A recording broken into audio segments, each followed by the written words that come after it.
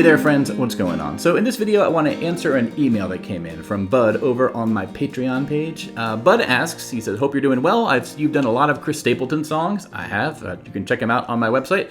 And if you can do another, I'd love your help on Joy of My Life, particularly that recurring riff.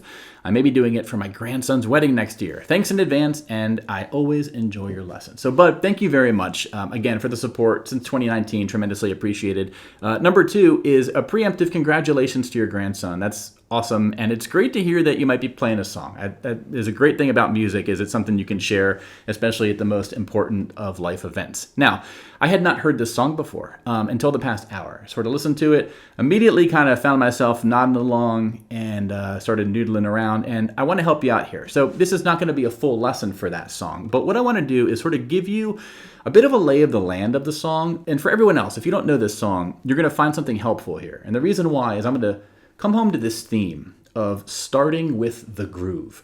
And specifically, if you're learning any song, especially with the mind of performing it, this idea of starting with the groove, right? Breaking the song down, both the chords, the strumming, any riffs or flourishes or fills you hear, boiling them down to their essence, getting in that groove as soon as possible so that when you're practicing this song, you're going to sort of be in a place of being comfortable and feeling a sense of mastery from the beginning. Even though you might be playing simple stuff, you're sort of able to be playing along with Chris Stapleton or just be playing it in your own. You feel the groove, you feel comfortable, you feel confident. And then what happens is, as your confidence sort of grows and swells, you're going to find that you're going to be able to pull in that more advanced strumming pattern and pull in those hammer-ons and pull-offs and those flourish notes you can add. And then that riff, you can play it the fancy pants way that Chris Stapleton does. But again, because when you're performing, and I've performed enough to know this, as you're often in a new environment, with a wedding, you're probably wearing a suit, you might be electrified or mic'd up or whatever, and that can be a little bit different. People are watching you. It's an emotional, family, social celebration event. I mean, there's a lot going on there, and it can take something you know and make it a little bit harder to play because of all those factors. So that's why, again, starting with the groove, starting with the most basic stuff. And that's what I'm going to help you do here, Bud. So let's just look at the big picture part of the song. I'll start with the chord shapes, then go to strumming patterns, and then look at that riff. And with each of these, I'm going to talk about the baseline way to approach it, right? Because I don't know what your skill level is. I don't know where your strengths and weaknesses are, but I'll give you the baseline for each. You can sort of pile the layers on top of the cake based on your confidence, but for everyone else watching, you can take these principles and apply them to anything you're learning, okay? So this song, we're going to look at the first part of it. There's three different chords, right? The first chord is going to be a F major 7, right? It's a very, very beginner-friendly voicing of F. We're not playing the thinnest string. We're leaving the thinnest string open, right? So it's third, second, first, open. And then we have a C. Now, when you go from F major 7 to C, your index finger is already where it needs to be. These two fingers, you just move towards your face, one string each. Play the thinnest 5 strings, that's your C, okay? Get used to that transition. Very minimal movement, and then we're going to go to a G major, okay? And similarly with the G, all we're going to do is move these two fingers closer to your face, one string each. Take your index finger off the second string, and then put your pinky down. So the first thing I would recommend is just getting comfortable with these three chords. F major 7 to the C, then to the G. Okay? And when you're playing the G, again, I really recommend putting your ring finger down here. A little cheat that I'll use from time to time, you'll probably see me do it in this lesson, is this 2-finger version of the G. I have a separate video and a separate Patreon PDF teaching that to you, of up-close pictures and diagrams and stuff. I also have a Patreon PDF talking about the G major chord and the different, when to use this finger position versus when to use this one, right? And then the benefits of this 2-finger version.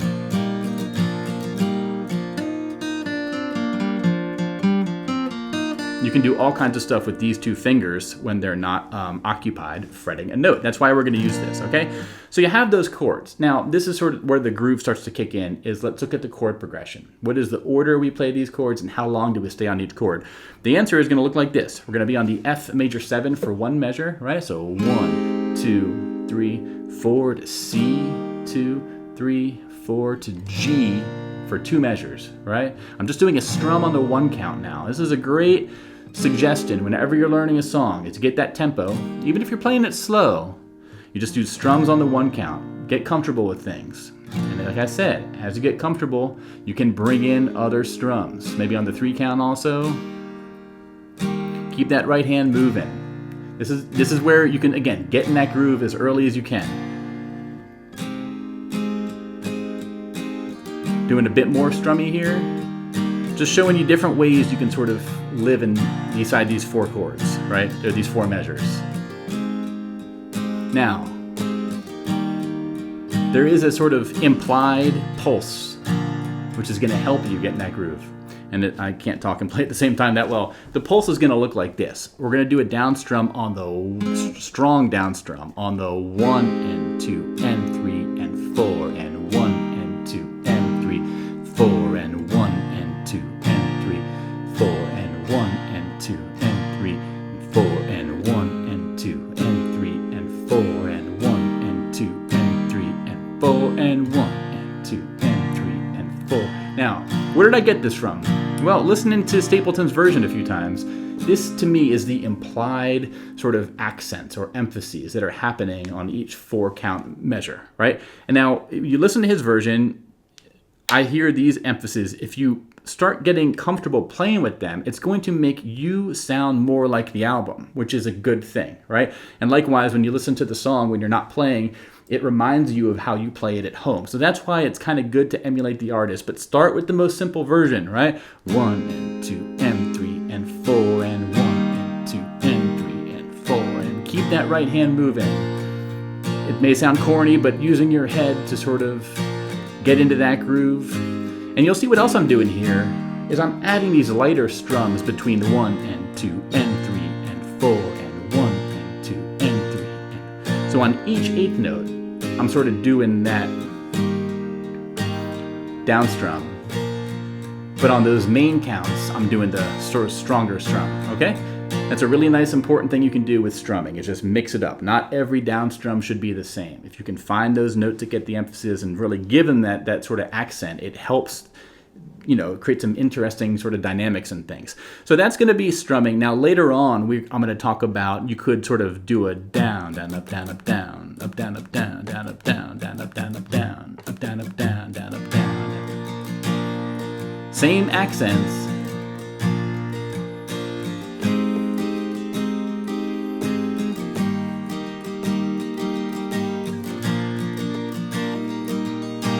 But if you're able, you can sort of go wild with the strumming.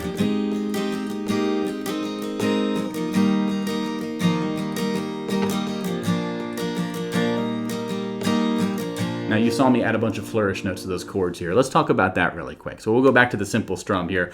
Here's a couple ways you can add sort of flourish to these chords, right? For the F major 7 and the C, the simplest way to sort of add something is just do a hammer on with that left middle finger.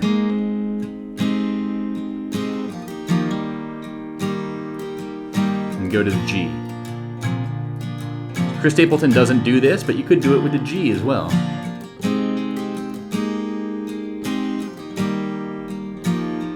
Now where you add it is up to you. Get in the groove and let you sort of, you know, play around. You could do a strum, lift it up, strum, strum, lift it up, strum, G. Now for the G, what I like to do is add these 2 fingers right here. These are basically where they would normally go for the C major chord.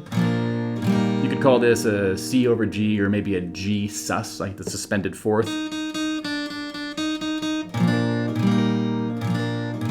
Right? It's very evocative of both the C major, but also the A, you know, minor 7. But we combine those together, we keep these 2 fingers here, that's why we're using this 2-finger version. We add this, take them off, okay?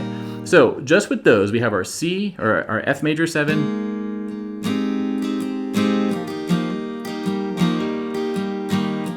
Those first 2 chords, with the left middle finger, let's do it again. To C, all middle finger action here, then the G. Add the suspended 4th, take it away. Go back to it.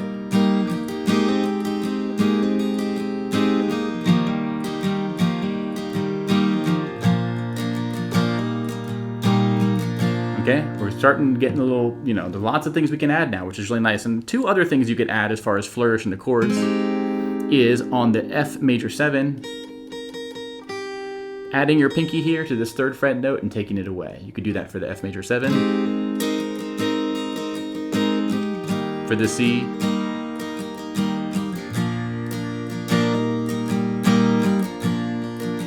one more time.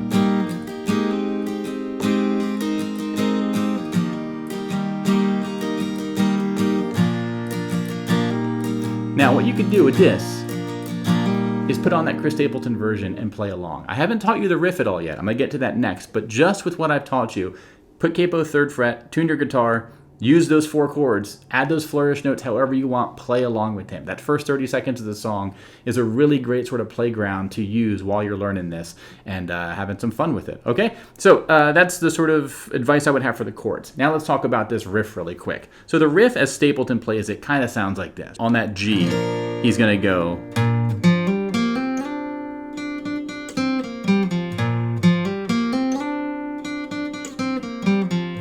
now, I'll talk about how to get there, but I would recommend actually not starting with that slide. And here's the reason why. Is one, you lose out on all the other strums you can string, all the other strings you can strum, right? You can't really strum your G chord when your middle finger's up here. And really, when we're in that groove, our right hand is used to strumming. We just want to kind of strum. And what we can do is this, watch, these 2 fingers.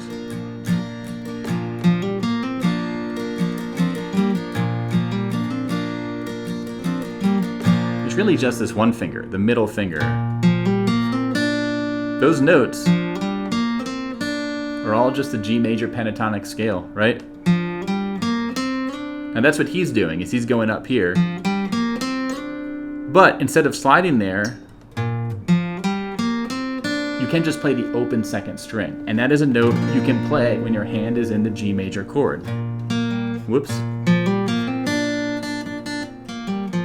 So what he's doing really is 4th string, open to 2nd, 3rd string, open to 2nd, and then 2nd string. And you're sort of hanging out on that top of that hill, then you go back down the mountain.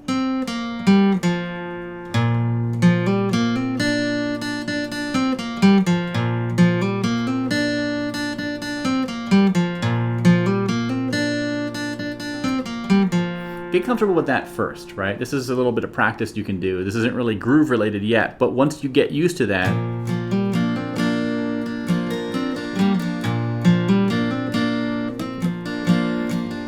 mix it up, go to the F major 7, back to the C, and you have another chance to live again.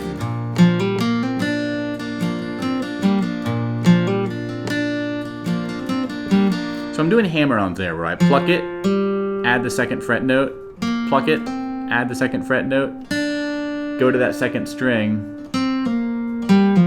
and these are called pull-offs. These are a bit trickier, but I find that I am generally not great at pull-offs. I've always felt I could be way better at them, but these are ones that I do feel comfortable with. The advice I have is when you pluck the 2nd fret note, kind of push your finger into the fretboard and down, like you're scooping ice cream, kind of like this way.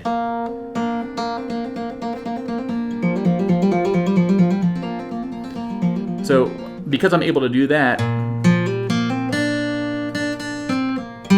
whenever I'm plucking the 3rd and 4th string, I'm plucking it 2nd fret and then pulling it off, right?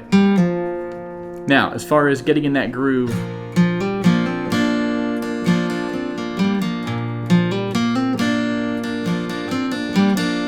it seems like he's going up the hill on these counts of the measure.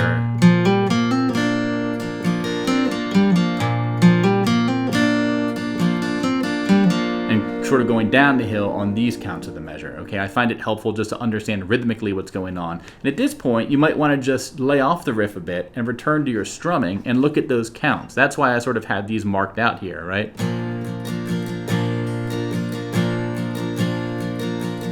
And we add the riff.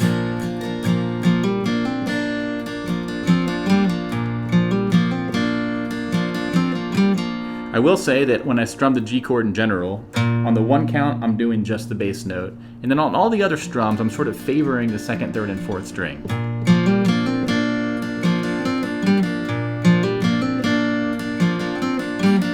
Okay, now that's the sort of foundation of the riff. That's enough to practice there to get started. There is a couple things you could do, though, to spice it up further while staying in open position. No Chris Stapleton slides yet. One of them is he goes up to this note, this D note. You can sort of hear it there, right? At least maybe that's sort of what I hear. But I'll say that this note is not required, right? And you don't need to worry about putting your pinky there. It does get a bit more complicated. Now, as far as what Chris Stapleton's playing, starts off the same. Slide your left middle finger from 2nd to 4th fret. Sometimes he's putting his left index finger on that 3rd fret note, the same note we were just doing with our pinky. So that riff would sound like this. The tricky part about that is you need to go from this back to those walk downs. I found that super hard the first 20 minutes I was playing around. That's why I recommend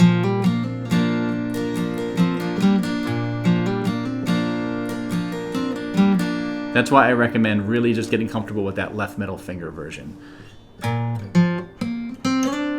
Another trick, though, is when you do the slide, only push down the 3rd string and then leave the 2nd string open. And check this out. The fretted 3rd string and the open 2nd string are the same. That means you can sort of get some strumming going in there. If you hit the 4th string, that's okay, because it's in the G major chord.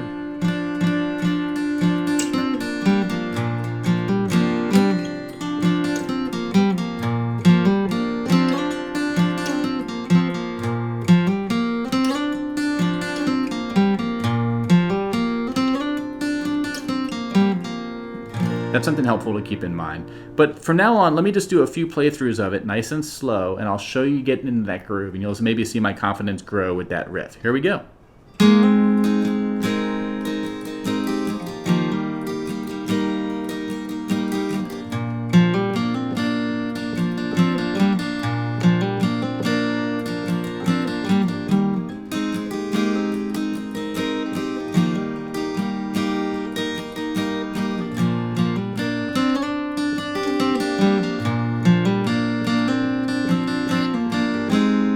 Messed up there, but I just kept going.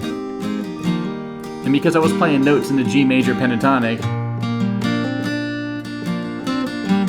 not the end of the world.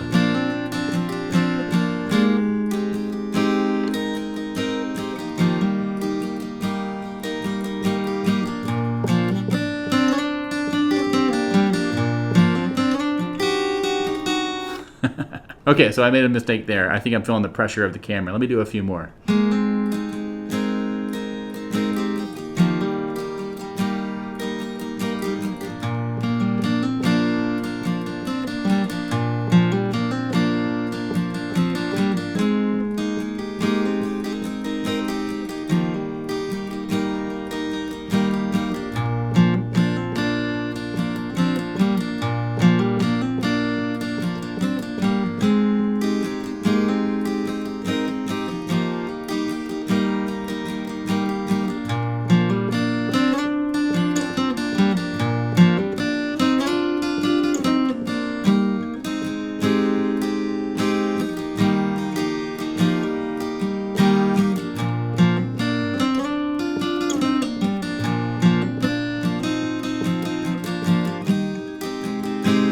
Another little trick you can keep in mind here is on that G, you can either do that G sus I talked about or do this version, which is like maybe it's a suspended 4th also, but it's this 1st and 2nd fret on the 2nd and 3rd string. These are the notes that are in the A minor chord, 2nd and 3rd strings. But my point is, when you're playing G, adding those fingers to those chords doesn't sound bad, right?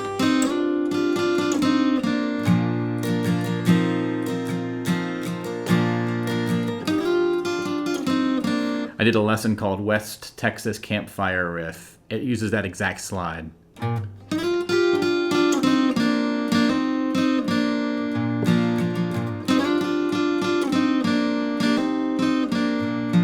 I have a video lesson and a Patreon PDF for that one as well. But